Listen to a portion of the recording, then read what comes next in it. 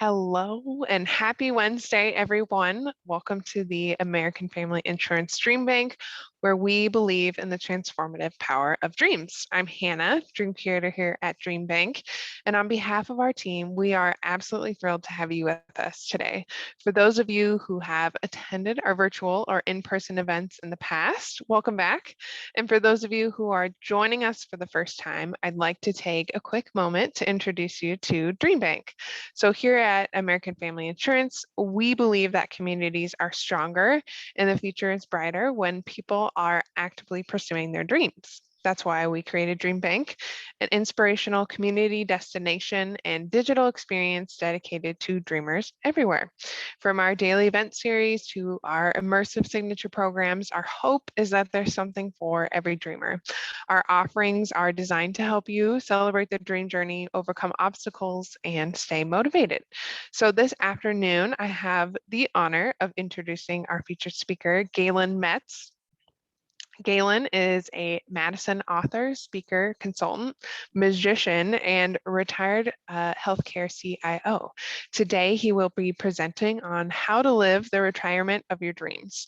Galen retired after 30 years of healthcare technology management. Previously, he served as the Chief Information Officer of Group Health Cooperative here in Madison, Wisconsin. Galen has also served as a research director for a Fortune 500 company, and you will see extensive research supporting his presentation today. In retirement, Galen has written books on technology leadership, healthcare technology, business innovation, and retirement. And he has also served as the strategic advisor to several tech startups. He currently serves on the board of Madison-based nonprofit Employability Project to assist qualified persons with disabilities to prepare for employment, and the operating committee for SAIL, a Madison-based nonprofit providing senior community learning opportunities, activities, socialization, and support for one another. And if that's not enough, Galen is also a professional magician, his dream since the age of 8, and he is currently performing at Madison area festivals, summer camps, senior centers, weddings, private parties, and some corporate events. So if you have any questions throughout the event, I encourage you to leave them in the Q&A section, and we'll get to your questions at the end. So without further ado, please join me in welcoming our wonderful speaker this afternoon, Galen Metz. Thank you, Galen. Thank you, Hannah. Wow, what an introduction. Thank you very much. I am also wanting to thank all of you for tuning in today, and I'm delighted to be sharing with you some of my experiences from retirement, some of the insights I've learned along the way, and as Hannah mentioned, extensive research, all of this on how to live the retirement of your dreams. That's my goal today. So whether you're just thinking about retirement, whether you're newly retired, or whether you've been retired for a while and you want to have an even more fulfilling retirement, there's a lot in this presentation to help. So Hannah mentioned I'm a magician, so naturally I have to begin with a card trick. Just tune in like this and we'll see that cards are blank, front and back. And this is a lot like how some people enter retirement. They have no plans, no idea what to do. In fact, I was a bit like that. But again, not switching the cards, but following the ideas in today's presentation, you'll find that you can have a retirement that's filled with interesting activities.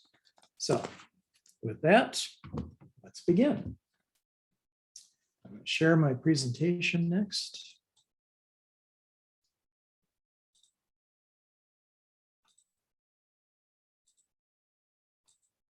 There we go. So that's our topic for today, how to live the retirement of your dreams. Here's our agenda. I'll talk a little about my retirement journey. which led me to a lot of these findings, and 5 steps to what I'll call the dream process for finding your retirement of your dreams. We'll end with some Q&A and we'll do a book giveaway. Okay, this will be the book that I had on the first slide. It's called Unlock the Secrets of Retirement Workbook. And we'll give away 2 of those at the end of the session. So retirement, here's the vision. We think of dancing with Julie Andrews in a field of wildflowers, but soon the reality sets in and retirement can be just a little bit scary.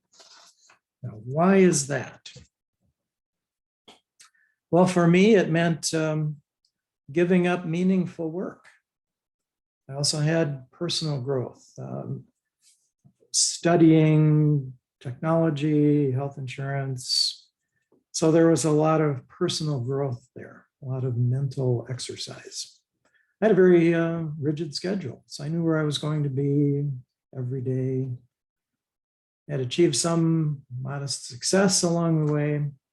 And I also hung out with colleagues at work, and I hung out with a lot of those same people after work. So the reality set in that all of this with retirement goes away. So the question becomes, what are you going to do when every day is a weekend? Now, I should point out that even though my wife argues otherwise, this is not a picture of me. Yogi Berra wisely said, this is a Yankee great, Yogi Berra, if you don't know where you're going, you might end up someplace else. So I wanted to go into a fulfilling retirement. So I began my quest. So I said, well, I'll ask retired friends and contacts. And the responses were a bit disheartening. I'm struggling to find out the reason to get out of bed in the morning. Okay, this person didn't have purpose. I'm just not sure what to do next with my life. Didn't have a plan. I miss my coworkers who were like family. So there was a socialization aspect that went away and was missed. And one of my favorites, you can only play golf so many times. A very one-dimensional retirement. And all of those told me that my friends didn't have the answer.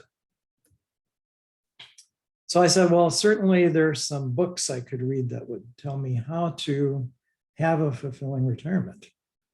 And what I found was that most address, I would say 95% of them address financial readiness. Important, but not what I was looking for. And the books that were not about financial retirement, non-financial retirement, had these kinds of reviews. I wanted to reinvent myself, but was disappointed. A broad brush overview, but little in specific how-to steps. And that's what I was looking for, how-to steps.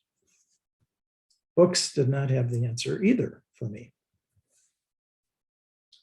So what to do? My older son was a high school wrestler. And in one match, he got himself into this pretzel-like hold until time ran out. So after the match, I asked him, well, what do you do in a situation like that? And he said, do what the coach tells us to do. Don't get into it. Don't get into it. So I think that's the approach I was drawn to for retirement. Don't get into an unfulfilling retirement. Figure out how to do this, how to avoid that. So I ended up writing the first retirement how-to book. And this presentation is really like a reader's digest of this book. I used my business background to figure it out. A lot of planning, strategy setting, a little magic, some creativity, thinking outside the dots, and developed what ended up being a step-by-step process to have a fulfilling retirement. So I've condensed this for today into 5 steps, which I'll call the DREAM method. Seems appropriate for DreamBank. So we'll start and we'll go through each of the letters, DREAM. Each of those represents a step in the process. So 5 steps, we'll go through each. First is develop a plan. I lived in Green Bay for about 10 years. So as a result, I'm obligated to have at least one Green Bay Packer Vince Lombardi slide in my presentation. So this is one of them. Plan the work, work the plan. So we're starting with the plan. Why have a plan? Well, it's been shown through this research study that if you have a written plan, written goals, it'll improve your chances of success by 50%. So I would ask you, why not play the odds? Why not increase your chances of success in retirement? So you might ask, well, what should be in my plan? What are the elements? And here are, I think, the key elements. Purpose in the middle, hobbies and fun. Yes, it's okay to have hobbies and fun in retirement. Social aspect, taking care of your health. Use the term personal growth, but it's really exercising your mind. Okay, mental growth as well. Spiritual and charitable activities, and then financial. But again, because there's so many books written on that topic and also financial advisors, I'll touch on that one very lightly. So my intent is to review each of these, to talk about the research as to why it should be in your plan, and then give you some examples. And let's start with purpose. So you may say, well, I've had purpose my whole life, like work and raising a family. I've earned this time to do nothing. But here's some important research. 92% of retirees say that having purpose is key to a successful retirement. 92%. Now, you may say that 92% of retirees are wrong, but I would give some credibility to that big a percentage. And let's look at some other research. This relates to the health benefits of having a purpose. You're more likely to remain free of Alzheimer's by quite a margin, 2.5 times. You can reduce the risk of cardiovascular events, and you can live longer.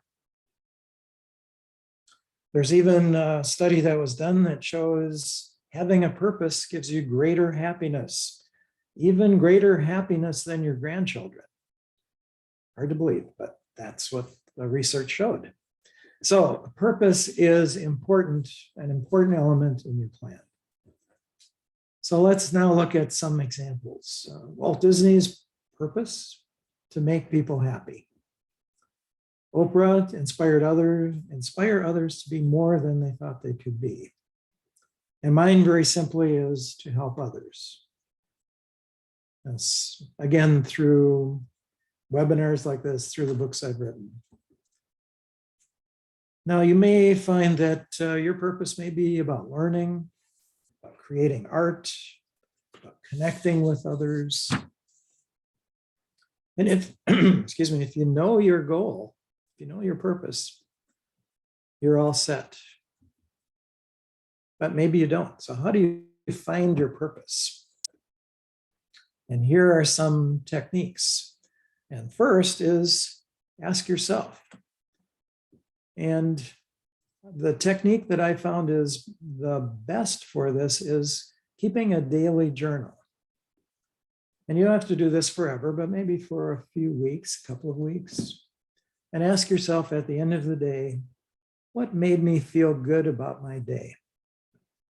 And I think after a couple of weeks, you'll start to see some patterns emerge there. So I would recommend journaling.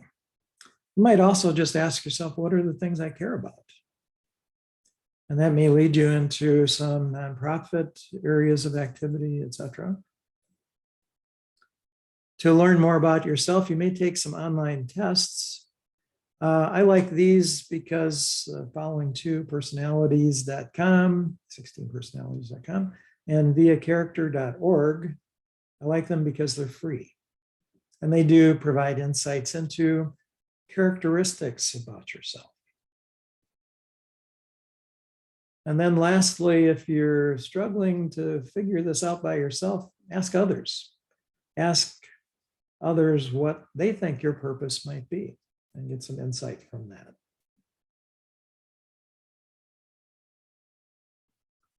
Stephen Covey, who wrote 7 Habits of Highly Effective People, had this exercise where he had a bunch of rocks of different sizes and a jar. And the challenge was to put the rocks into the jar. And if you put all the rocks in, they didn't fit. And the jar overflowed. But if you put the big rocks in first, the little rocks would fill in around the edges, and you could get all of the rocks into the jar. So his theme was put the big rocks in first. And I think that's the message with your purpose. Figure out what your purpose is, and that's the big rock that should go into your plan first. You should build around that purpose. So let's talk about hobbies and fun. We'll use the same kind of format. Research and then examples. This is research that was done about knitting, one of my wife's hobbies.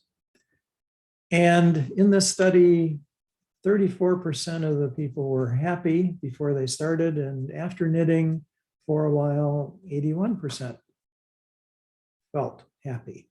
So it can increase your happiness, and I think that can be generalized to other hobbies as well. It can decrease chances of cognitive impairment, I think, because you're exercising, working your mind as you're doing your hobby here. That, again, applies to knitting.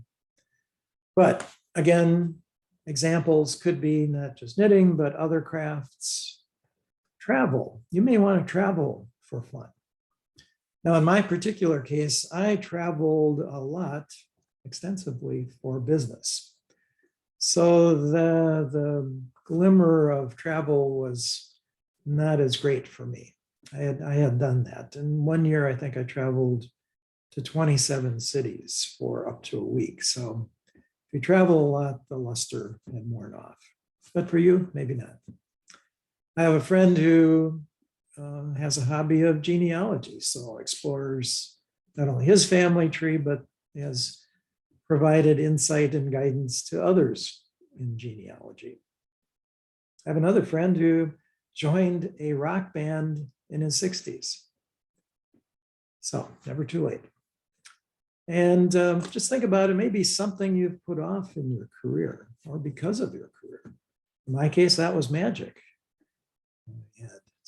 I was very interested as a youngster and set it aside for my career, and I'm now back pursuing it. For ideas, if you say, "Jim, I'm not sure, I never took time to develop a hobby," hobbylark.com has a lot of ideas, over 100 different ideas. So I think that may help you. And I think if you think about hobbies and fun, it can also reduce stress. You can meet people through your hobby. And in the case of magic, you can even make a little extra money. Not as much as David Copperfield in my case, but you can make a little extra money. It's the social aspect. I think here what we want to avoid is loneliness, which can lead to depression. And there's a lot of that in retirees. So it's a concern. So how do we address that? The research shows that having a social aspect, whether it's family or friends or neighbors, can reduce the risk of cognitive decline by 70%, so significantly. So that's why it should be an element of our plan. So think about it. Now, researchers at Berkeley don't know why, but it also lowered levels of disability. And my speculation is that maybe when you hang out with these other people, you're doing things. So it may keep you more active. So I would suggest allocating time, just allocating time in your plan to family, friends, and colleagues. Now, you may be able to do this remotely through Facebook, through LinkedIn, but spend time and connect. You may also play games. There's an app called Words with Friends, which my wife plays with her mother, my mother-in-law. So it not only keeps them exercising their mind, but it also keeps them in contact. So there's a socialization aspect to it. You may join coffee clutches in the morning or dinner groups. We're in a dinner group with our neighbors about once in a while, once a month, maybe book clubs that you can join, and organizations. And I'll talk about a couple here. Senior Centers is one. SAIL in the Madison area here. It's an age 55 plus association. And it provides socialization opportunities. I think Anna alluded to that through, book clubs and other groups. But it also has learning and other activities. So SAIL is a good vehicle for socialization. And if you're not in the Madison area, there may be a group like that, and it's place to search for that is VTV, which stands for Village to Village, VTVnetwork.org. SAIL is part of a network of villages. So there may be other villages in your area. So those are examples of how to address socialization if that's something that you're struggling to find. Let's take care of your health. Okay, you want to be able to enjoy your retirement, and health is a big part of that. Now, it doesn't mean you have to be a marathon runner. Studies have shown that a 10-minute walk can reduce the risk of premature death by 21%, and a 20-minute walk by 30%. So I was a math major in college, so I extrapolated those numbers to conclude that if you walk 100 minutes a day, you will live forever. Now, there's no scientific research to back that up, at least not yet, but if you take that 10-minute, 20-minute out to 100, you'll live forever. And if enjoying your health is not enough, you can also save money. Walking 30 minutes, 5 days a week has been shown to save $2,500 a year in downstream medical costs. So there's a lot of reasons to take care of your health and why it should be in your plan. So how do I do that? Well, don't wait till you're sick to see your doctor. I've been in healthcare a long time, and I'm a believer in early detection, checkups, even when you're not feeling sick. So see your doctor regularly. Take advantage of prevention methods like flu shots. I also think it helps to watch your diet and to exercise. Now, for me, a diet consisted of reducing my carbs and eating more vegetables. Pretty simple, straightforward, but tending toward a Mediterranean diet. And I lost 17 pounds and have kept it off. So that has helped my health. In fact, my labs are probably better today than they were 20 years ago. And include some exercise in your plan. It doesn't have to be 100 minutes a day. Mine isn't, but I think some exercise is good. I asked 2 seniors in their 90s what their secret was to being in their 90s.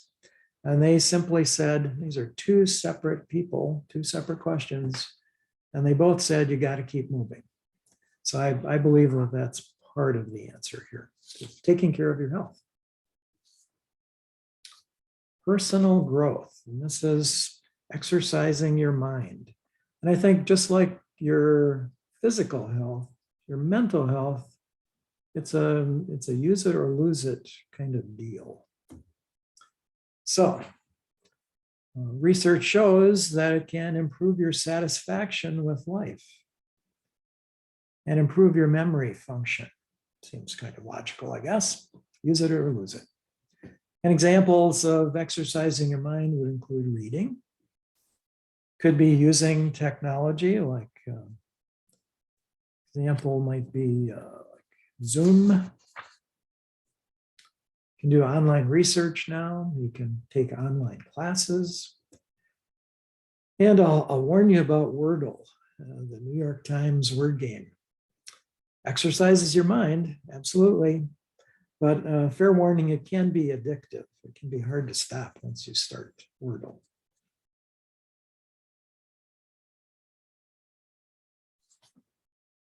Spiritual and charitable. I'm going to focus more on volunteerism as part of the charitable aspect.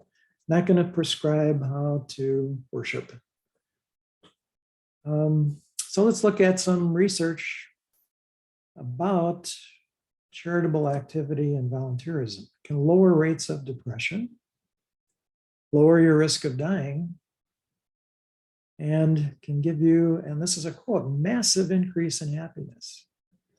So just on that alone, why would you not include some charitable activity? Really helpful. My favorite aspect, it costs little or nothing to do that.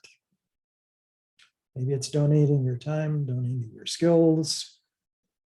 So some examples, organized religion, church activities.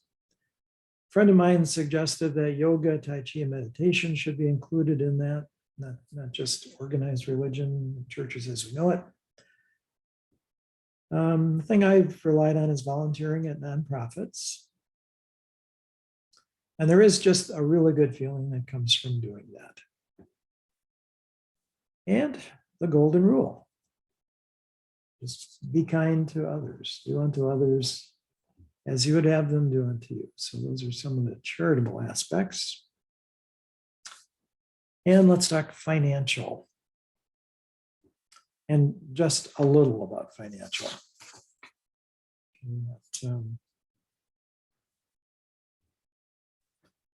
In business, Tom Peters wrote a book called In Search of Excellence. And business in general has financial planning and budgeting. The reason, as Tom Peters says, what gets measured gets done. So if you measure it, it'll help you achieve your objectives. So you probably should have a financial plan and a budget. Now, you may choose to do that yourself, a DIY approach, or you may choose to have a financial planner. Well, I tried the DIY approach and found I'm not very good at it, and I'm not very interested in it. So I have a financial planner. I'm very happy with that decision and direction. So you may also keep a budget to keep you on track. And it doesn't hurt to generate some extra income, again, like magic does for me, or consulting.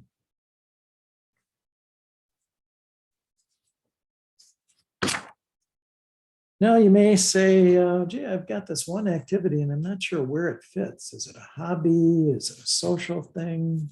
I'll use magic as an example. It's a hobby. Personal growth through studying magic, through creating magic. It's a social aspect to it because I entertain kids, adults, seniors. So a wide variety of social engagement there. And as I said, I make a little money on the side. So different aspects, where does it fit? And I don't think it matters as much as that it does fit into your plan somewhere. So don't worry about overlaps. Overlaps are okay. And there you have it. A diversified portfolio. A lot of activities to consider and include in your plan. Think about including in your plan at least. And when you look at the diversification here, it's a lot like financial planning. Financial planners also advocate a diversified portfolio. You don't put all of your money in one stock. That's what we're doing here. Excuse me. So let's look at some examples, and let's start with a bad example. Mike is a golfer, and that's what he planned to do in retirement. He planned to golf. So hobbies, golf, social activity through golf, health, and exercise through golf. But very one-dimensional. And I'll use myself in contrast to that. Purpose, helping others with writing and consulting, hobbies, magic. Social activity is frequent contact or using LinkedIn to talk to former colleagues. I'm a walker, watch my diet a little bit at least. And a lot of growth opportunities in reading, creating magic, and mentioned nonprofit boards. And I use a financial planner and generate some extra income. So it's a very diverse portfolio, as an example. Let's look at another example, Jean. Her purpose is really focused around church activities.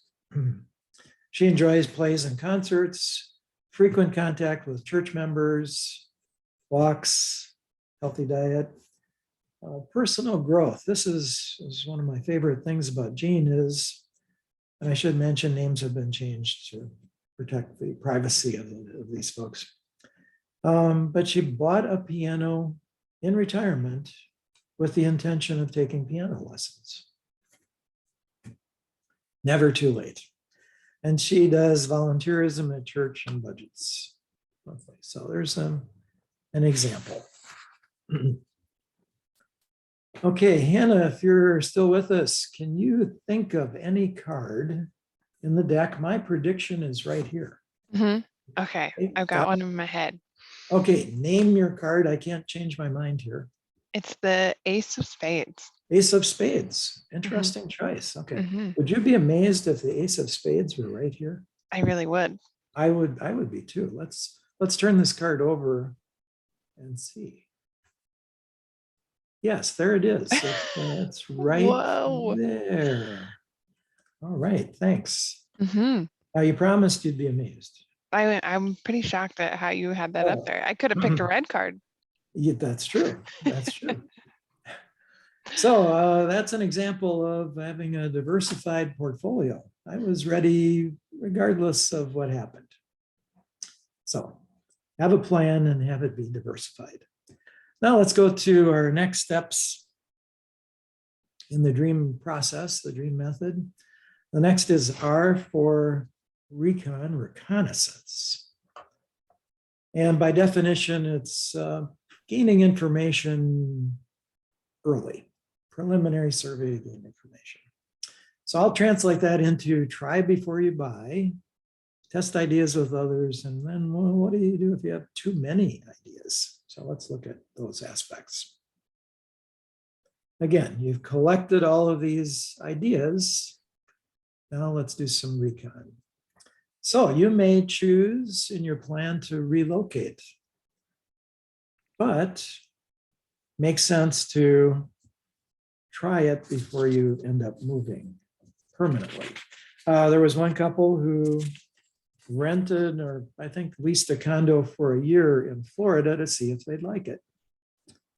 And it turns out after a year, they chose to move back home. So have a long vacation, different seasons, check the culture before you relocate. So try before you buy. You may want to test ideas with others.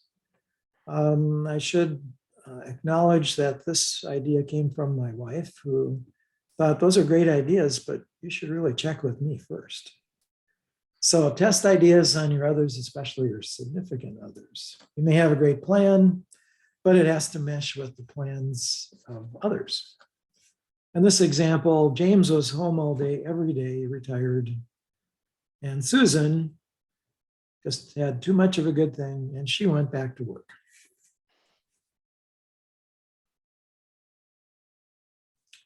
What if you have many ideas and there's just too many to do them all? Which could happen. This is a prioritization method that I've used in business, and it's very simply fulfillment or benefit on the y-axis, effort, risk on the x-axis. So what you're looking for is choosing things that have high fulfillment and less effort and risk. Those are low-hanging fruit items, low-hanging opportunities. What you want to avoid is things that take a lot of effort and don't really contribute to your plan or your prioritization or your fulfillment very much. So you may find that this charting technique is helpful. And if you have a lot of ideas, so does anybody know who this is? A clue here is for organized closet and drawers. You might have guessed that's Marie Kondo. And she's an organization expert. And she says that the key to what to keep and what not to keep in your closet is, does it spark joy? So I would suggest that you look at your retirement ideas and make sure that they spark joy. And you may also end up with an orderly closet, and that's extra credit. So that was the recon step. Next is execute the plan. You remember Vince Lombardi, plan the work and then work the plan. So that's what we're doing next here. Why are we using a plan? Why the plan again? It's because it'll help you be more successful. I would recommend using SMART goals, another technique from business, but it's not to have general goals, but very specific, measurable, achievable, realistic, and time-based goals. It's called SMART goals. For example, I will walk more often. And you may hear people have New Year's resolutions that are kind of vague and general like that.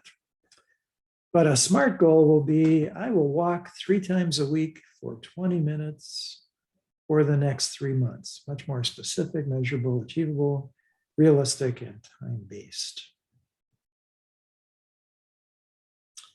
So why do SMART goals? Again, research shows that if you have a very specific action plan, you'll be 91% successful versus 38% for those who do not have such a specific action plan. Now, you may still luck out, 38% is not zero, but again, play the odds. And again, my goal is to help you be successful. So you may end up at the end of the day with an overall plan that looks like this.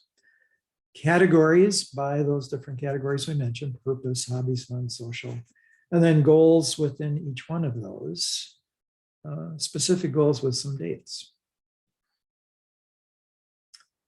And extra credit. Some people might think this is overboard or overkill, but you could also use a dashboard approach to track your progress on that. So if you're green, you're doing well on that goal. Yellow means it needs some adjustment. Red, it's in trouble. They need some rework. And I think a dashboard like this lets you, in a very simple, holistic way, track your plan. So don't put it in your drawer. Have it and monitor this, let's say, weekly. And also, I think it gives you a sense of satisfaction when you achieve some of these steps.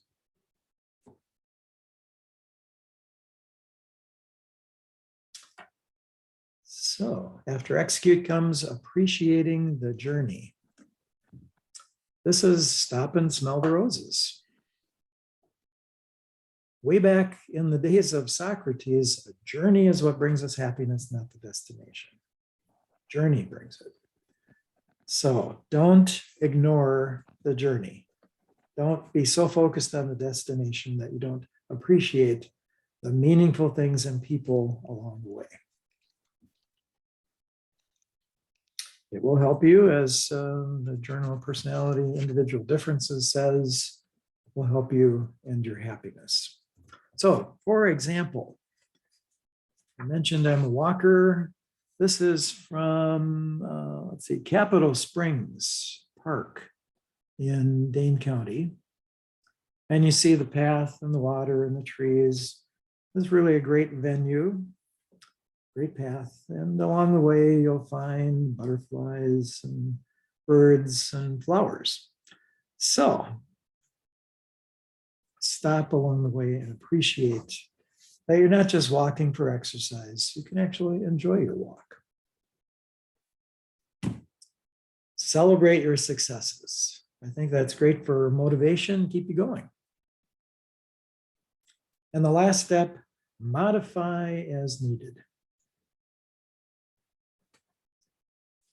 So adapting can help you accomplish your plan. No plan will be perfect. Let's start with that. Don't expect that your plan will be perfect. It's okay to modify it. For instance, your goal, maybe it's too big. Maybe you need to adjust it. Or your time frame, maybe it's too aggressive. You need to give yourself just a little more time. Maybe the approach is not working. It's okay to change your approach.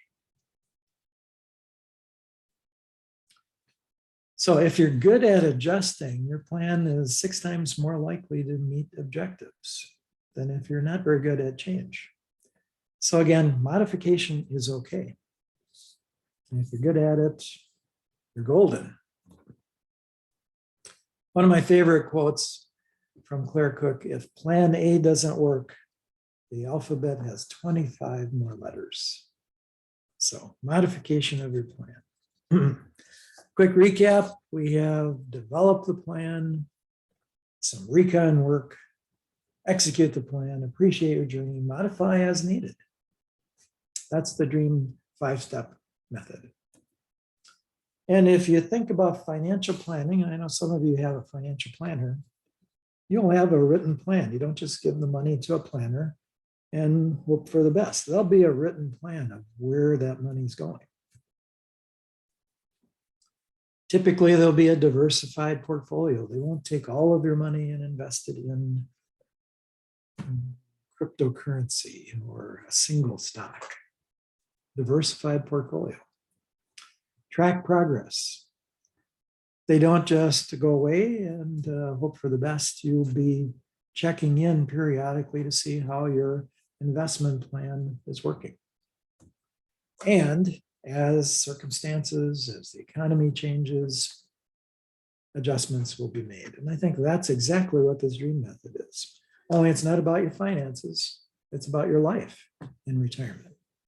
And I would argue, why not spend as much time thinking about your life in retirement as your finances?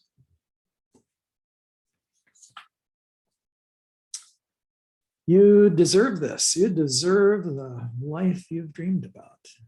And I think these techniques can help. Let's look at some feedback from people who have followed this plan. Janet, I've never been happier. Time to garden, improve my skills, expand my creativity.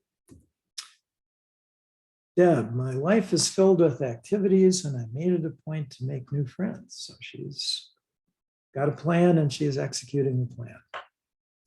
I have time to do the things I need to do to stay healthy. So she's allocating time to her health.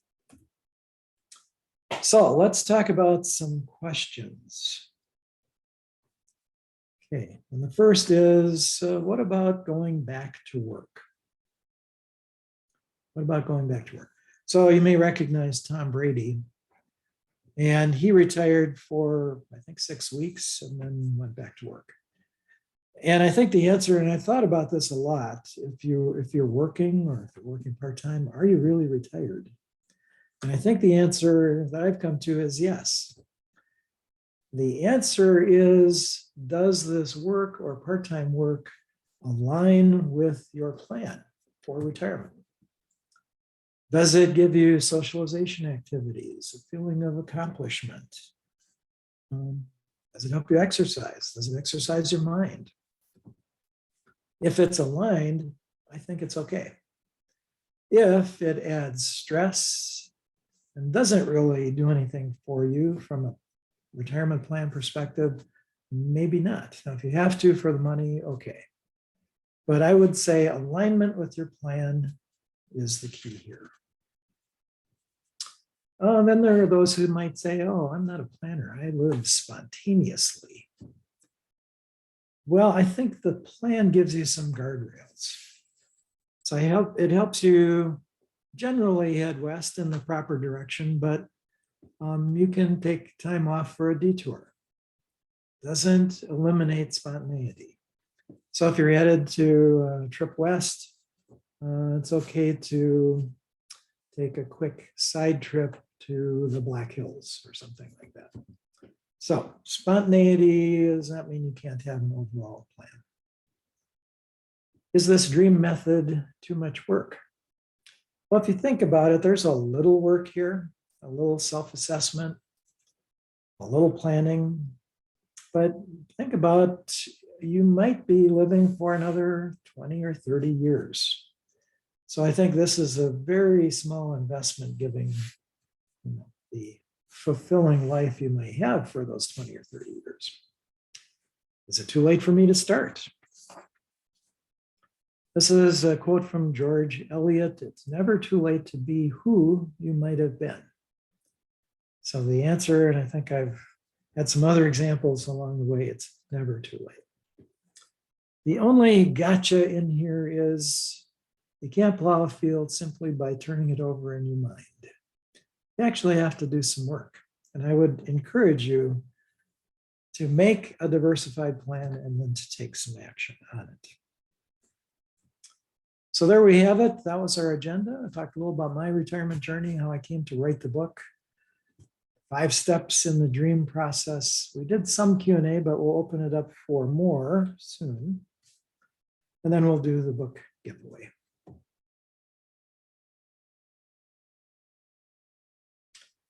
So there's a plug. Let's do some magic. Stop sharing for a second. And let's see.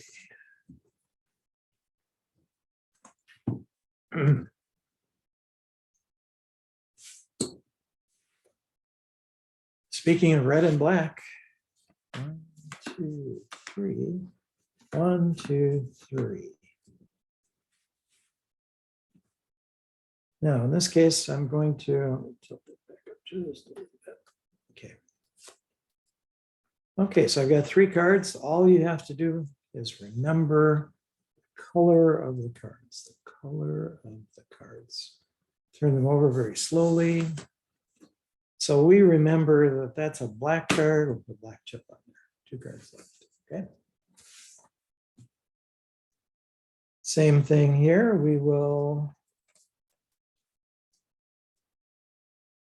put these cards together, and all you have to do is remember that these cards are red. Turn them over very slowly. So we remember it's red with the red chip on there. 2 cards. And this is a lot like life in your career.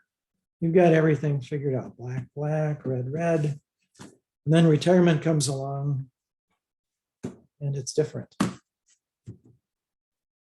But by following the dream process, okay, you can make sense of this. And yes, the cards will follow the chips and you can figure out how to have a very fulfilling life in retirement. Thank you. Now with that, any other questions? Let's bring Hannah back in. Okay, let's do this. We have a couple questions. Okay. The first one comes from Alinda, and she said, "Hi, this has been so helpful. Oh, good. How Thank you. long did it take you to get in the retirement groove?" She said she's about 5 years away from retirement. Okay. And should she try some of the ideas while she's still working? Oh, absolutely. That's the first answer. I think it's very advantageous to do this planning before you retire, maybe a year, maybe even longer. You can talk about activities and developing hobbies. You can try relocation and explore different locations. So you can try those different aspects of your plan. And when you retire, you know if that's the right plan for you or not. So I'd start at least a year before retirement, but even if you're already retired, never too late to adjust. If you're feeling unfulfilled, go through this process and you'll get back on track very quickly. Okay. And we had a question from Mary Helen.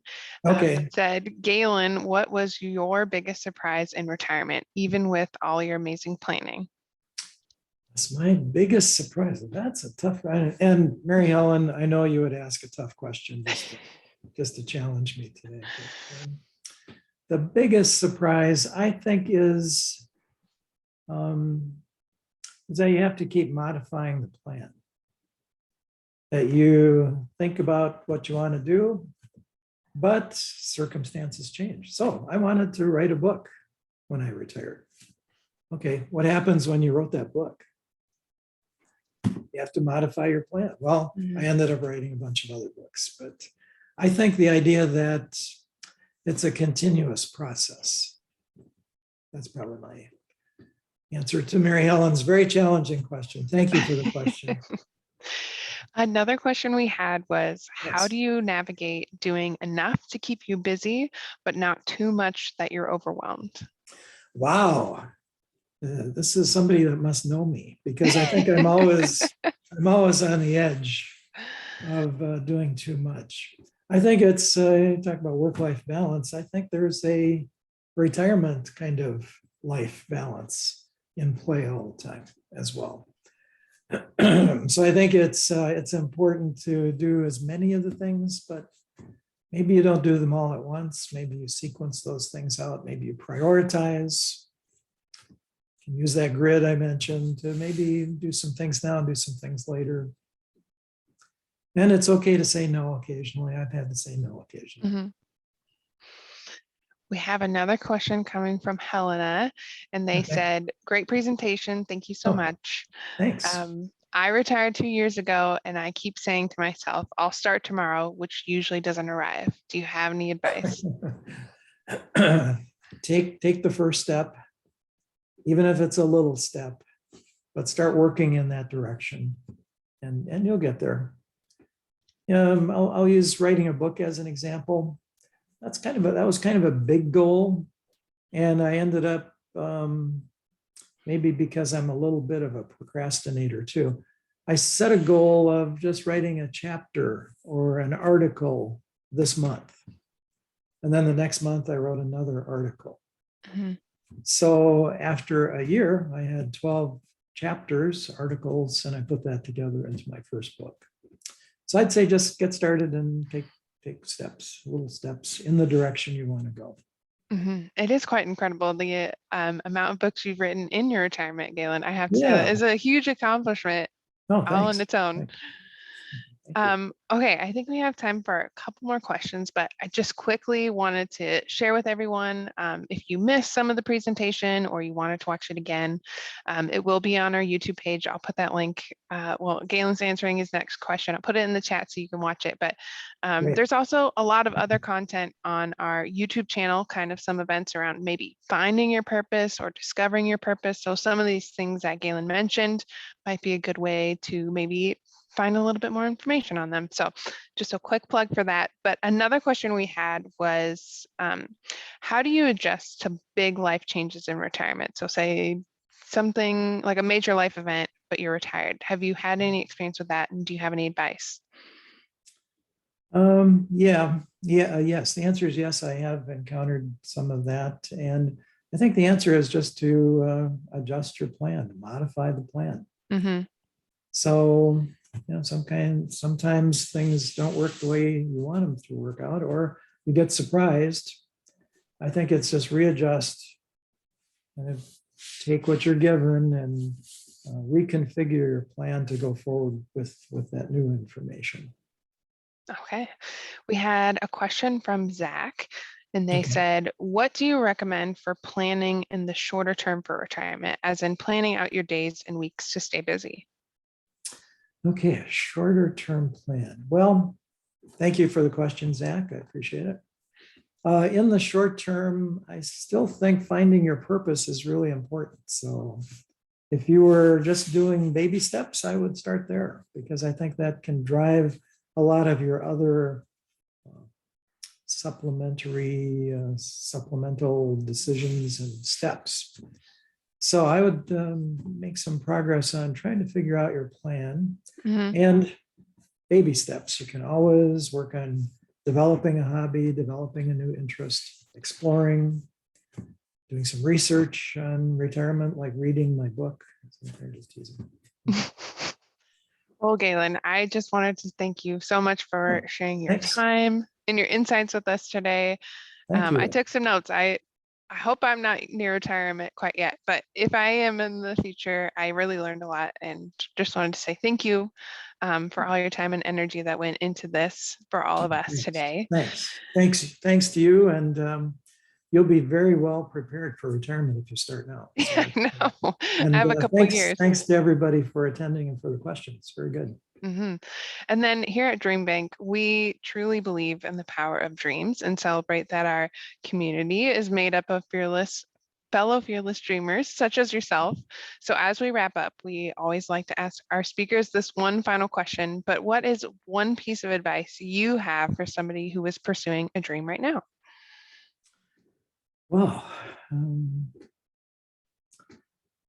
I'm a planner, so I would say have a plan and start thinking about how to achieve it. All of the things in my career and post-career have started with a plan, an idea. Where do you want to go? And then figure out steps to get you there. And maybe a lot of steps, maybe a few steps, but start marching in that direction. Fantastic. Thank you so much, Galen. And huge thank you to everyone who tuned in and joined us today. We look forward to. And we have a book giveaway too. Oh, yes. Thank you so much for reminding me. Sure. I'm going to go ahead and do that raffle. So if you did attend, I'm going to send you an email and we're just going to ask for your address. So that way Galen can send you a copy of the book. So on that note, if you get an email from me at DreamBank, we're just going to ask if you wanted to win your free book.